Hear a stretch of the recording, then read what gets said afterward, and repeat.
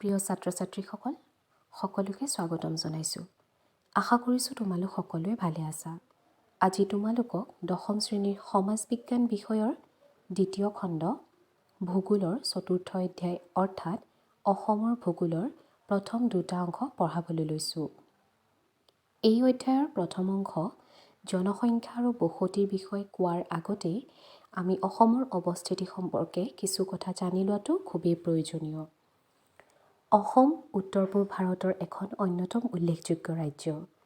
উত্তৰ-পূব ভাৰতৰ অন্তৰ্গত অসম ৰাজ্যখনত ভাৰতৰ 7খন ৰাজ্য আৰু 2খন বিদেশী ৰাষ্ট্ৰৰ দ্বাৰা পৰিবেষ্টিত হৈ আছে। অসমৰ অৱস্থিতি সম্পৰ্কে জানিবলৈ হ'লে পোনপ্ৰথমে আমি ইয়াৰ চাৰিসীমাৰ বিষয়ে জনাটো খুবেই দৰকাৰ। এই ৰাজ্যখনৰ উত্তৰে আছে অৰুণাচল প্ৰদেশ আৰু বিদেশী ৰাষ্ট্ৰ ভূটান, দক্ষিণে মিজোৰাম আৰু মেঘালয়, পূবে অৰুণাচল প্ৰদেশ, নাগালেণ্ড আৰু মণিপুৰ, অন্যহাতে পশ্চিমে আছে পশ্চিমবংগ, ত্ৰিপুৰা আৰু বিদেশী ৰাষ্ট্ৰ বাংলাদেশ। উল্লেখনীয় যে অসম ৰাজ্যখন ইয়াৰ পশ্চিম দিশত প্ৰায় 50 কিলোমিটাৰ প্ৰস্থৰ এক ঠেক ভূখণ্ডৰ দ্বাৰা পশ্চিমবংগৰ সৈতে ভাৰত ভূখণ্ডৰ লগত সংলগ্ন হৈ আছে। অৰ্থাৎ আমি ক'ব পাৰোঁ যে ভাৰতৰ লগতে সমগ্ৰ উত্তৰ-পূব অঞ্চলটো কেৱল মাত্ৰ এই ঠেক ভূখণ্ডৰ দ্বাৰাই ভাৰতৰ লগত সংযোগ হৈ আছে আৰু সেয়েহে অসমক উত্তৰ-পূব ভাৰতৰ দুৱাৰমুখ বুলিও কোৱা হয়। এতিয়া আহিছোঁ অসমৰ অৱস্থিতি সম্পৰ্কে জানিবলৈ। অসমৰ অৱস্থিতি 24 ডিগ্ৰী 9 উত্তৰ অক্ষাংশৰ পৰা 27 ডিগ্ৰী 58 উত্তৰ অক্ষাংশলৈ আৰু 89 ডিগ্ৰী 42 পূব দ্ৰাঘিমাংশৰ পৰা 96 ডিগ্ৰী 1 পূব দ্ৰাঘিমাংশলৈকে বিস্তৃত হৈ আছে। অসমে ভাৰতবৰ্ষৰ মুঠ মাটিকালিৰ 2.4% অৰ্থাৎ প্ৰায় 78,438 বৰ্গ কিলোমিটাৰ আগুৰি আছে। ছাত্ৰ-ছাত্ৰীসকল, এতিয়া মই তোমালোকক চমুকৈ অসমৰ জনসংখ্যা আৰু বসতিৰ এক চমু আভাস দিবলৈ লৈছোঁ। সকলোৱে মন দি শুনিবা। ভাৰতৰ লোকপিয়ল 2011 চনৰ তথ্য অনুসৰি ভাৰতৰ মুঠ জনসংখ্যাৰ প্ৰায় 2.6% লোক অসমত বাস কৰি আছে।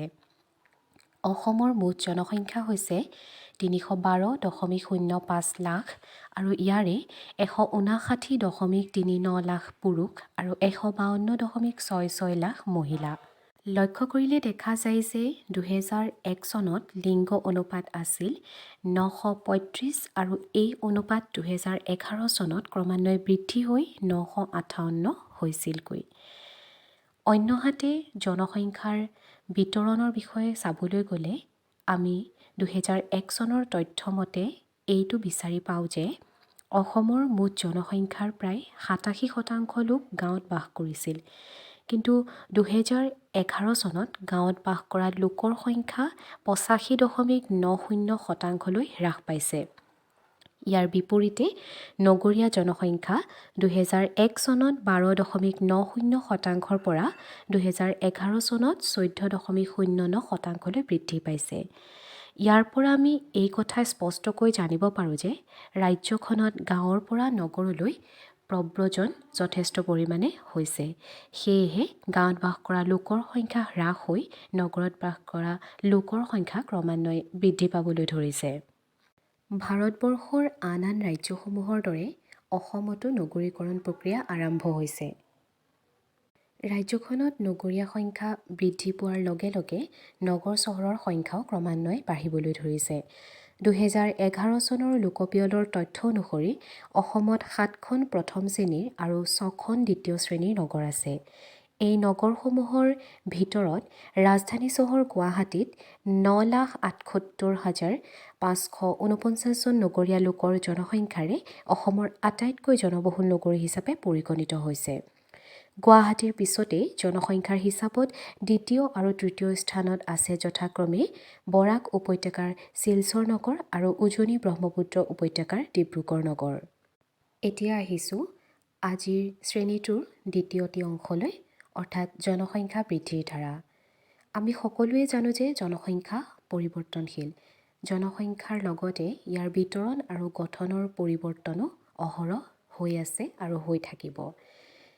জনসংখ্যাৰ এই পৰিৱৰ্তনৰ আঁৰত তিনিটা প্ৰধান কাৰক আছে, সেইকেইটা হৈছে জন্মৰ হাৰ, মৃত্যুৰ হাৰ আৰু প্ৰব্ৰজন। পৃথিৱীৰ প্ৰায় সকলো দেশ আৰু ৰাজ্যতে জনসংখ্যা বৃদ্ধি হৈ আছে। গতিকে ভাৰতবৰ্ষৰ দৰে উন্নয়নশীল দেশসমূহৰ ৰাজ্যসমূহো ব্যতিক্ৰম নহয়। জনসংখ্যাৰ দশকীয় বৃদ্ধি লক্ষ্য কৰিলে দেখা পোৱা যায় যে অসমত 1901ৰ পৰা 11 দশকত জনসংখ্যাৰ বৃদ্ধিৰ হাৰ আছিল 16.99%।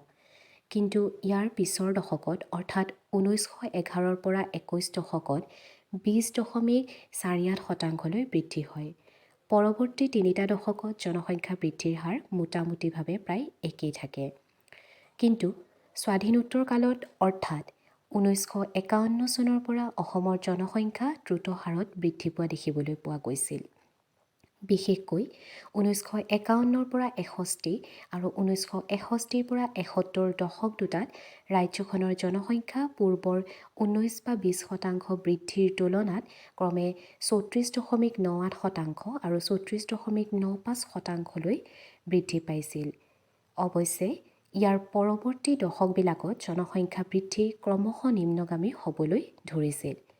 আৰু এইখিনিতে আমি উল্লেখ কৰিব পাৰোঁ যে জনসংখ্যা বৃদ্ধিৰ এনে হ্ৰাসৰ কাৰণ হিচাপে ৰাজ্যখনত লাহে লাহে হ্ৰাস পোৱা জন্মৰ হাৰ আৰু লগতে জনসাধাৰণ আৰু চৰকাৰৰ সজাগতাৰ ফলত বাংলাদেশৰ পৰা হোৱা প্ৰব্ৰজন কিছু পৰিমাণে হ্ৰাস পাইছিল।